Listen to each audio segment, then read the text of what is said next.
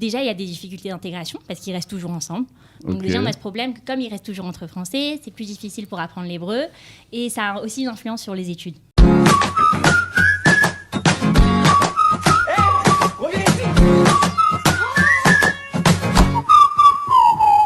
Plein d'ado et encore une fois, nos invités venus de l'école Tamar Ariel de Natania, la Kita Yud Aleph 8, la meilleure Kita.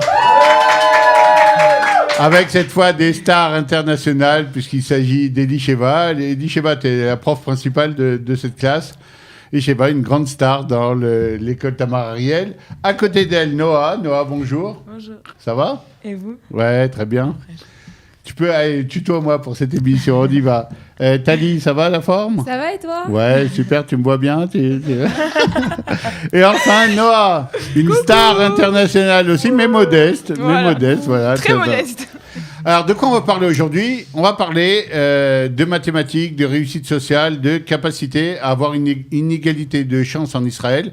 Et c'est pas évident parce que pour un Olé Hadash, il faut toujours courir des fois après le temps, après les relations, après la langue, etc. Et c'est jamais évident. Et c'est Eli Sheva que je vais interviewer en premier parce qu'Eli Sheva, c'est elle qui est responsable justement de faire en sorte que cette génération-là, ces classes qui lui passent entre les mains, etc., de faire des gens qui vont réussir à l'armée, qui vont réussir au Shirut Leumi, qui vont réussir dans leur profession demain. Et c'est pas toujours évident parce qu'il y a quand même des disparités des fois de niveau et des choses derrière lesquelles, comme on a dit, il faut tout le temps courir. Eli Sheva, qu'est-ce qui est le plus dur quand on reçoit une classe de Olim, quand on reçoit des jeunes Olim? Et on sait qu'il y a aussi des disparités de temps. Il y en a qui sont venus il y a 3 ans, comme on avait vu la dernière fois. Il y en a qui sont là depuis 9 ans. Et pourtant, on ne rattrape jamais vraiment complètement le niveau par rapport à des Israéliens. Pourquoi et qu'est-ce qui est le plus dur pour quelqu'un comme toi qui est un peu entre les deux mondes? Elle est très large, ta question. Il y a Elle est plein très de large. choses à dire. Réduis-la et dis ce que tu veux. Je pense que déjà, il faut s'adapter à chacun. Parce que là, comme tu parles du fait qu'il y en a qui sont là depuis très longtemps, il y en a qui viennent d'arriver. Il faut savoir qu'au lycée, ils sont ensemble, en classe. Alors, je sais que ça paraît bizarre. Il y en a plein qui sont très fâchés contre ce principe, que tous les volumes, on les met dans la même classe. Le principe, c'est qu'à partir du Tiran au lycée, ils ont leur bac. Et comme ils ont un bac Olim, avec moins de choses à apprendre et des facilités, etc., on est obligé de les mettre ensemble. Parce qu'il faut les préparer pour ce bac-là. Et du coup, déjà, il y a des difficultés d'intégration parce qu'ils restent toujours ensemble. Donc déjà, on a ce problème que comme ils restent toujours entre Français, c'est plus difficile pour apprendre l'hébreu. Et ça a aussi une influence sur les études. Et le pire, c'est que ça n'a pas toujours été comme ça. Ils ont été dans des classes plus mélangées avec des tsabarim, etc. en Israël. Alors, j'ai des élèves qui étaient au début avec les Israéliens, mais en fait, ils se noyaient, c'était juste trop difficile. Ils apprenaient beaucoup trop de choses, alors que c'était pas nécessaire, puisque au bac, il y a moins de choses. Et à plein de niveaux, c'était vraiment trop difficile. L'hébreu, c'était trop dur et tout. Et en fait, en passant en Kita Olim, ils se sont rendus compte que c'était vraiment plus adapté. Et au final, ils réussissent beaucoup mieux. Ils ont des meilleures notes, concrètement. Ok, c'est très clair. Bien, on se concentre maintenant. On va réduire un peu les questions. On va rentrer dans les mathématiques, qui sont ta spécialité à toi. On a tendance à penser pourtant que les Français sont très forts en mathématiques. En France, le niveau était bon, le niveau de maths, etc. Alors pourquoi devoir donner des cours, même des cours particuliers, essayer de rattraper si on avait un bon niveau en France? Ok, là encore, c'est très large, c'est très personnel, ça dépend de chacun. Okay. Moi, souvent, ce que je reçois, moi, comme je suis au lycée, je reçois des élèves qui sont là depuis à peu près 6-7 ans. Et quand ils étaient au collège, souvent, quand ils sont arrivés, ils ont eu un peu le choc de la Alia. Et le temps d'arriver, de poser ses bagages, il y a 2-3 ans qui passent. Et en fait, ils ne s'aperçoivent pas qu'il se passe des choses en classe.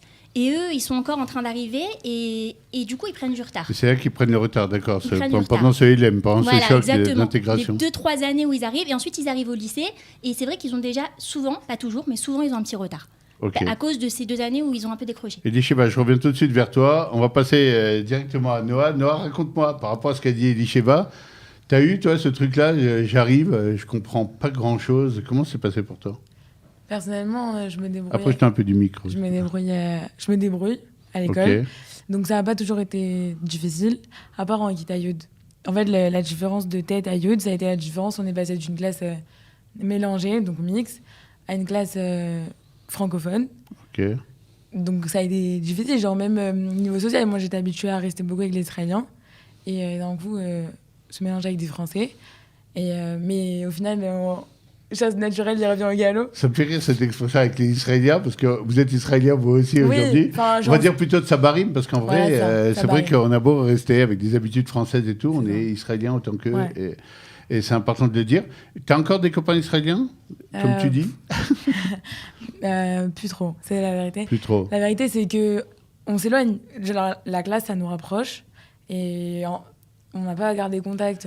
Raconte-moi un truc. Dans le cadre du programme là, que mène Afikim, ce fameux programme s'appelle les Yado. Les Yado, c'est à côté de lui en hébreu. C'est un peu la vocation de ce programme, d'être à côté de vous, d'écouter, d'être à l'écoute un peu de vos besoins. Tu as pris des cours de maths, tu as reçu des cours de maths particuliers, privés. Ouais. Ça t'a apporté? J'ai pris avec Elisheva d'ailleurs. Ça t'a aidé? Ouais. Franchement, ça m'a beaucoup aidé, ça m'a dépanné. Très souvent, ils étaient très souvent disponibles. Toujours elle ou son mari quand elle ne pouvait pas. C'est important d'avoir ces personnes-là disponibles qui sont là pour... Franchement, oui, parce que quand... Parce que ça ne s'arrête pas au maths, je suppose. C'est ça. T'as un petit coup de blues, exactement, un truc. Parce que Elisheva au secours. Elisheva, une fois Bernard, on avait fixé un cours avec Noah. 2X, et je ne sais plus quoi faire. Oui. On avait fixé une fois un cours avec Noah et finalement ça a fini par 1 heure de parlage et on n'a pas fait de maths. On m'a pas fait cours. En plus d'être ma prof principale, ma prof de maths, c'est aussi une très bonne conseillère de vie. Et voilà. Allez, de gros applaudissements quand même pour Elisheva. Oui, ils sont très présents.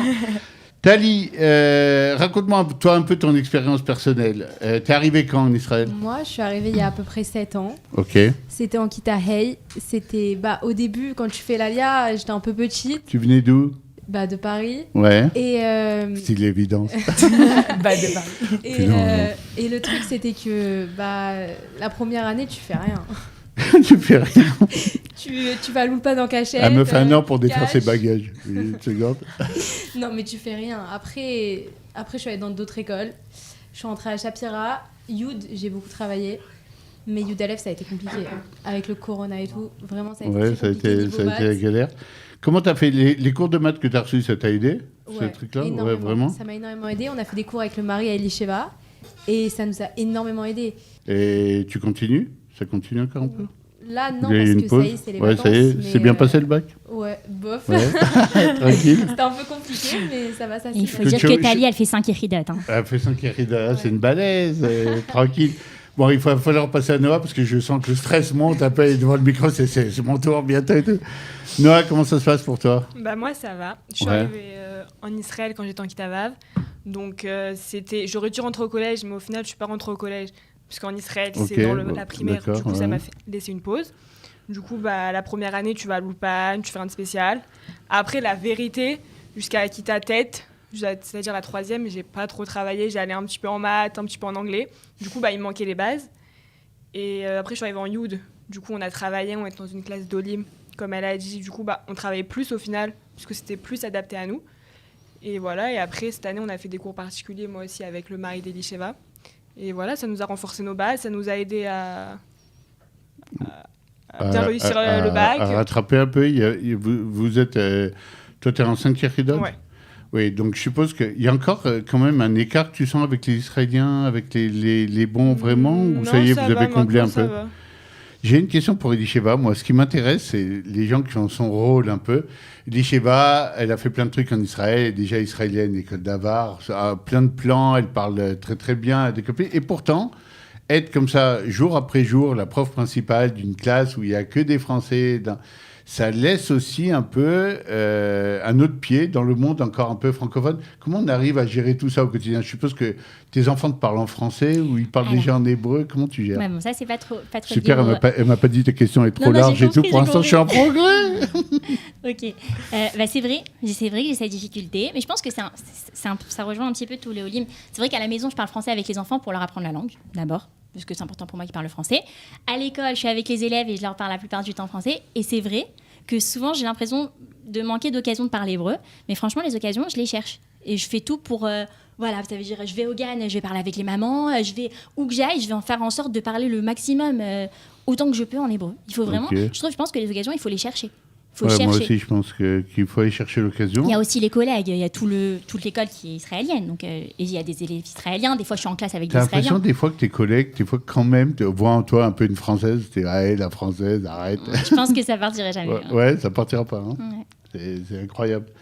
Noah, Raconte-moi un tout petit peu, toi, comment aujourd'hui tu arrives à gérer ce truc-là, c'est-à-dire d'être une classe de français à l'intérieur d'un lycée israélien et se sentir quand même israélienne, parce que moi, il y a toujours une question que je pose quand je rencontre des jeunes et des Olim, c'est, t'as déjà pensé à repartir en France, t'aurais voulu, et très souvent, tu ne vois pas, non, mais pourquoi? Alors qu'on a l'impression quand même que les Français, des fois, vivent quand même dans une petite bulle française.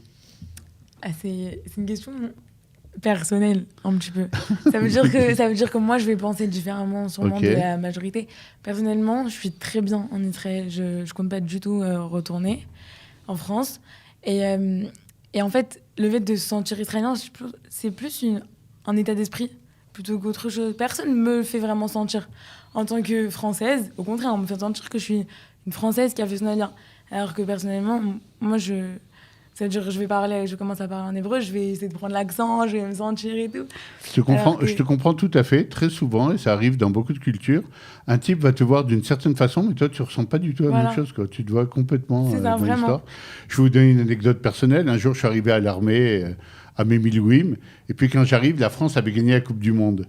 Et moi, j'étais à milieu même de l'équipe de France, de trucs. J'étais complètement dans le truc israélien à l'époque. Et tous les mecs de l'armée me disent « Ouais, bravo, kol hakavod pour la... » Ils me voyaient complètement. T'es un Français qui est content, qui a gagné, etc. Et c'est la seule fois, je crois, où je les ai laissés faire en disant « Vous savez quoi, j'aurais pas beaucoup d'occasion de gagner la Coupe du Monde avec Israël. Il y a peu de chance. Allez, j'accepte. Allez, on y va. Allez-y. » J'ai envie de te poser une question, Tali. C'est important parce que pour les 5 Yechidot, qu'est-ce que tu as envie de faire? Tu sais déjà ce que tu veux faire demain? La vérité, c'est que j'ai plus envie de voir des maths. Même si je suis en 5 Yechidot, les maths, j'aime pas ça. La fille a fait plein de maths pour... Non, je veux bien voir. J'aime pas les maths. Qu'est-ce que tu as envie de faire? Je sais que les maths, c'est important. Moi, personnellement, j'aime bien tout ce qui est architecture, tout ce qui est dessiné, j'aime beaucoup. Ouais. Donc, peut-être vers l'architecture, mais après, je suis pas du tout sûre. Donc, voilà. Ok, sympa. Et toi? T'aurais besoin de maths. Alors moi, je veux faire aussi un truc aucun rapport avec les maths. Moi aussi, j'aime pas les maths. C'est super, les cours de maths leur donnent envie de plus faire de maths. C'est très bien. En Israël, ce qui est vrai, c'est que t'as vraiment besoin des maths. Les maths, c'est ce qu'ils mettent le plus en avant. Du coup, t'es un peu forcé, pas forcé, mais pour pareil, te dire ouais, moi aussi, je peux. Et alors, t'as une idée? T'as un kivoun déjà? Moi, j'aimerais plus partir vers du droit ou la politique, des trucs comme ça. Ah, ça sent l'avocate qui a envie de défendre les causes perdues ou les gros bandits, la pègre. La pègre.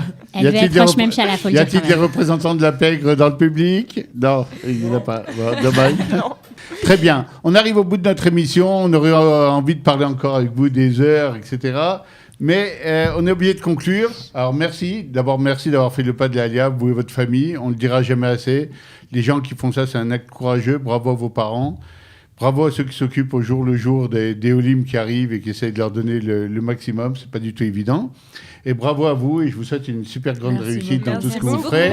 Et des applaudissements pour tout le monde. Ça mérite largement. Salut, merci. Merci à vous qui nous suivez chaque semaine. À la semaine prochaine dans Plein Lado. Au revoir.